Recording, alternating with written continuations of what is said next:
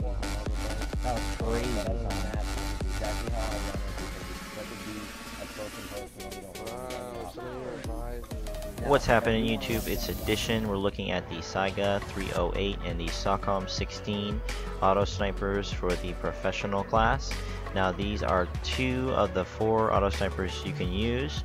These significantly are better for medium to longer range engagements compared to the other 2. So we'll bring up the stats, the symptic stats on these 2, and we'll see that the starting damage for the 308 starts at 45 compared to the SOCOM16 at 43.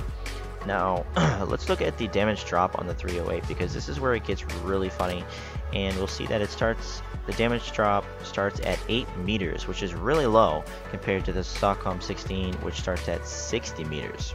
Now it gets even more bizarre when we look at the muzzle velocity on the 308 because its max distance is 2,200 meters, but its muzzle velocity is 440, which is 110 less than the SOCOM16. So that's really interesting to look at. It shoots a lot farther than the SOCOM16, but its bullet is a lot slower, and its damage drop is way sooner than the SOCOM16 is. So if we take a look at all 4 sniper rifles, they're incredibly balanced actually if you look at them. Visceral did a really good job. We have strengths and weaknesses for all of them, and I would suggest these 2 for those medium to longer range engagements, and I would suggest the other 2 for more close quarters. They're better for hip fire if you look at the hip fire stats, so I would suggest it for more aggressive roles, more close quarters combat. But I really enjoy these weapons. Obviously, I enjoy the SOCOM16 a little bit more.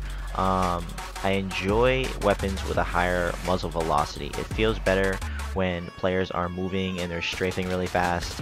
You get those hit markers a lot easier than you do when you have a lower muzzle velocity. So for attachments, I would suggest running a 3.4 times scope. I run that on both of these weapons, but when it comes to other attachments, I would suggest maybe running a vertical grip for the SOCOM16 and maybe a heavy barrel for the Saiga 308. The heavy barrel is going to compensate for that slower bullet speed and also that damage drop. I think that's going to help with the heavy barrel. So I would suggest running those. Now if you have a different suggestion, then you can feel free to list it in a comment below. But yeah, that's what I run for these 2 weapons. Most of the time for the other 2 assault rifles, you're going to run close quarters type of attachments for those 2 since they have better hip fire stats. But anyways, so those are the 2 auto snipers for those roles in the professional class. Now we're going to make a video in the future for the other 2, and we're going to showcase close quarters with those auto snipers. So this is SeditionHD. We really appreciate you guys watching, and like and subscribe our videos on GeekSpeak TV. We're going to bring you a lot more cool Battlefield content, and thanks for watching again. We'll see you later.